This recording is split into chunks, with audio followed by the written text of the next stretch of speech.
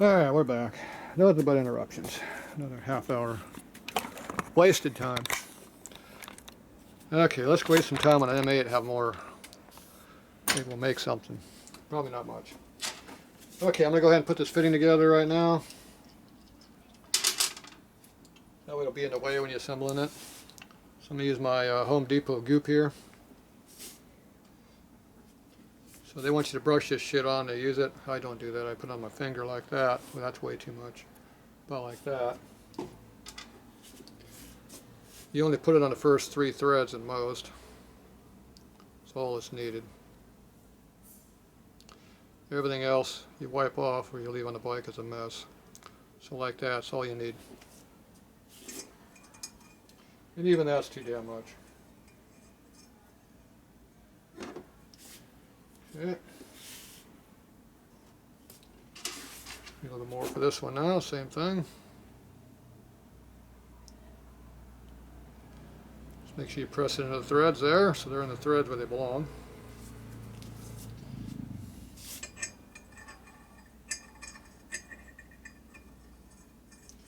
And everybody's happy this crap's sticking way out in the wind like this. Except me, I don't like it like this, but customer want it this way. Everybody knows customers know everything and they're always right.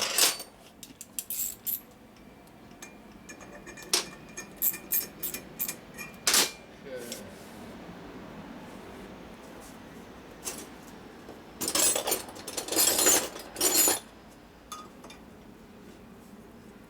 So we have to tighten this up a little bit.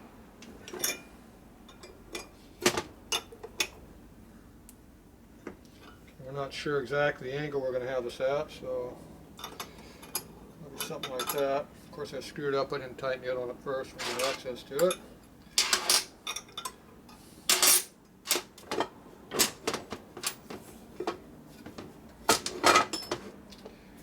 Okay, we got to clear our filter a little bit. Tighten a little bit more. Probably about there. Now, if you take the cylinder off, I got to tighten it up now, see?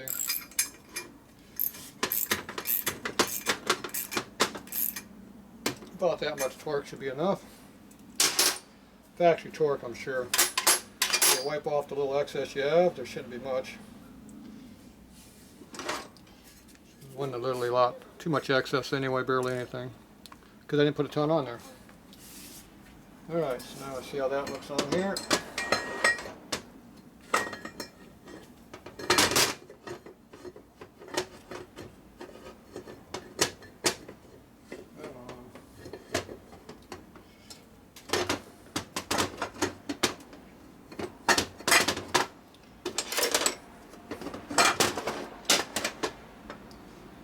Okay, so we're going to look at it and see if we got chips on the floor around here, I don't know why. Alright, so now we're going to see how our fitment is. So grab your fuel injection hose and see if you like the location where it's going to. So it's going to go from there over to there. So me personally, I'd rather have a little bit more tightness to that. But I'm not sure if I have an exhaust pipe over here I got to clear or something, so I'm going to leave it kind of low right now.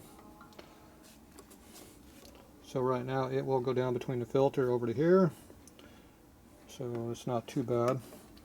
It'd be nice if this hose is straight, you would have a better idea where it goes. But so you can jam it in between here like that. In which case, see, that's a little bit too high, but the problem is you're going to make a 130 degree bend wood here, which is not going to happen. So realistically, it's going to come out at an angle like that. It's going to run the high route, and that's why this has to be turned up slightly probably to make it work.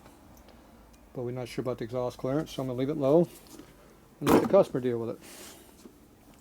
You never want to loosen these up, you always want to tighten them. So right now, let's see if it's working good here. He's going to tighten up just a little bit.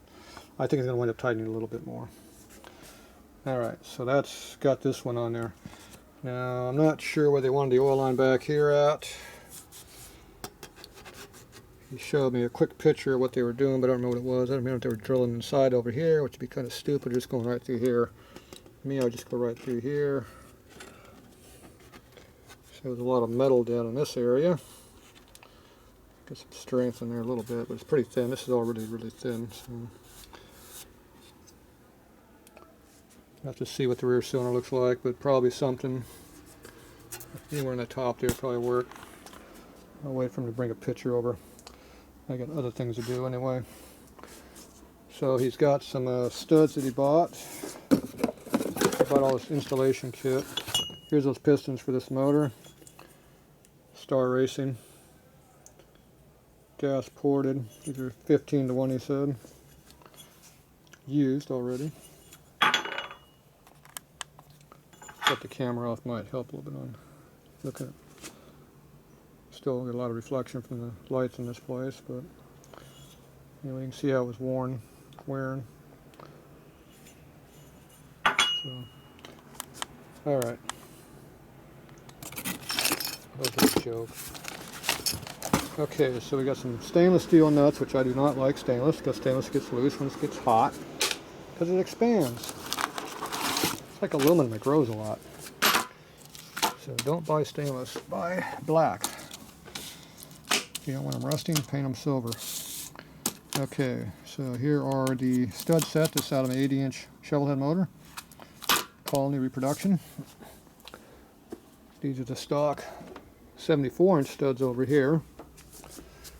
Now the big difference between these two is, besides the overall length of the 1/4 inch difference, maybe 3/16 or 5/16 maybe. Look at the different stud length. These are 1 and 1/8 inch long stud. These are barely a little over 3/4 inch, just under 7/8. So see all this extra length right here? That could have went inside our case here, all the way down to here to hold this thing together. But instead, we got a little short stud that has no threads on it. So that means they're going to want to strip out more than if you had full stud. But this stud's too short. So I think the genuine Harley studs have more thread to them than these ones here. I'd have to go find me a set to make sure, but I'm guessing they're probably more like this much thread, which would be a lot better. But whatever, he wants to use this. I told him to go buy 12-point bolts to put in there and do that. He didn't do that. He went and bought all the stuff from the hyperformance. So for the head bolt, they have a head bolt, and they have the adapter that I forgot about being an adapter because Harley has a nut up there instead of a bolt. So this is your head bolt. So I told him to get a bolt for down here, and you run a bolt in there that long. Tighten that sucker down, and you have full thread in the case without a problem. And a bolt head can get in there pretty tight in here to make it work. So they're using these nuts here, which I didn't particularly like. So they're going to use that nut to get the same effect. Now, usually I prefer a nut over, a stud and a nut to hold stuff down, but in something like this, where you got limited space, the bolt is not a bad plan. Especially if I can get over 1 inch of thread in this one, and I'm only going to get 3/4 of an inch with this one. This has more holding power. So there you go. You got your options. So he paid 3 times the amount of money I would have paid for any of this crap. I told him to go to Summit Racing, gave him the part numbers. Bolts were not that expensive, about $5-6 a piece. You need 16 of them total. A couple washers. Would have been out there a lot cheaper. This stuff here, I'd use all aircraft stuff. I don't want to use this junk at all. So, but well, that's me. What do I know? Okay, so I'm going to go try to put these in there. So I think I'm going to do that next. So let me get set up for that. I'll be back.